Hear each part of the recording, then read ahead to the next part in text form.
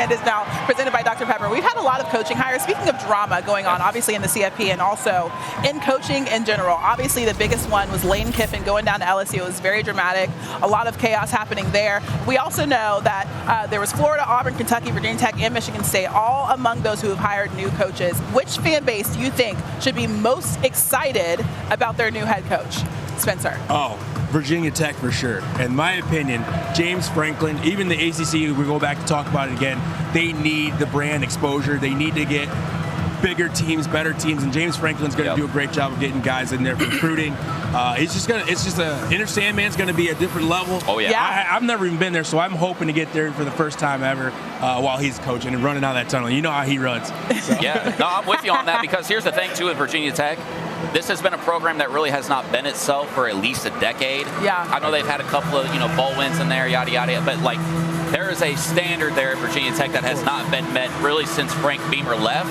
And we've seen what James Franklin could do building a program, whether that was at Vanderbilt, which, he's one of the best coaches in that program's history. And then obviously bringing Penn State back to their prominence, even though obviously things fell apart this year.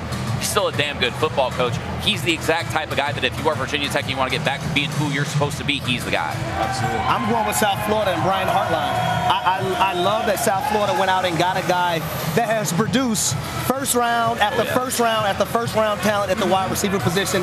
Not only have those guys went in the first round, but they've been very productive as soon as they've gotten to the National Football League. I understand Penn State got their coach at Matt Campbell. Right.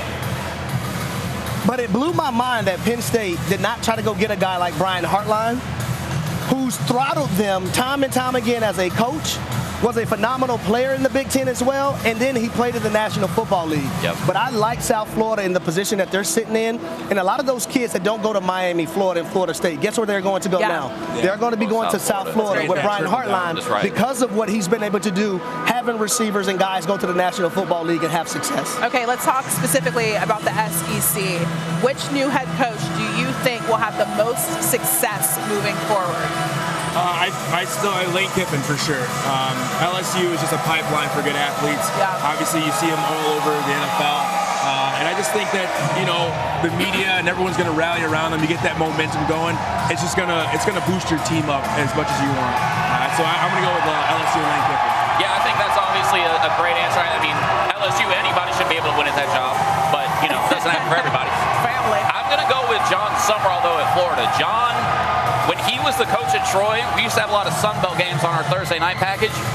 I'm not making this up. Had multiple coaches say, we have got to get this guy out of our league because he is that damn good. And you saw what he did at Troy. He's won 3 conference championships out of 4 years that he's been a head coach. Obviously, they just won last night with Tulane, but he's the exact type of guy that Florida's going to need in order to bring that program back. But I also think when you look at what Alex Golesh is going to bring to Auburn and the financial promises it seems that he's getting, and then with Ryan Silverfield, he sort of had to deal with the same thing at Memphis and getting the FedEx guys to help them out with their NIL.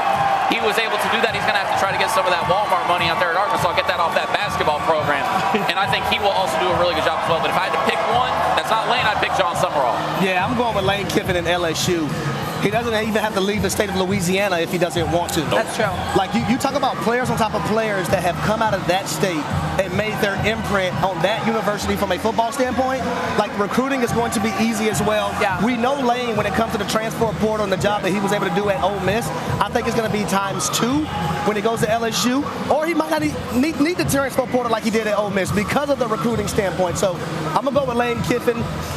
I understand a lot of people might not like him right now, but I do believe Lane Kiffin is a bright offensive mind, and he's a guy that's going to be able to get the job done. But the pressure's going to be on. Got to find a quarterback. Yeah. You have to win now. Yeah, there's no waiting. It's a win now. Yeah, and that's why he went to LSU, because he definitely feels like that program obviously has more to offer than Ole Miss. You want this, you got that. No way.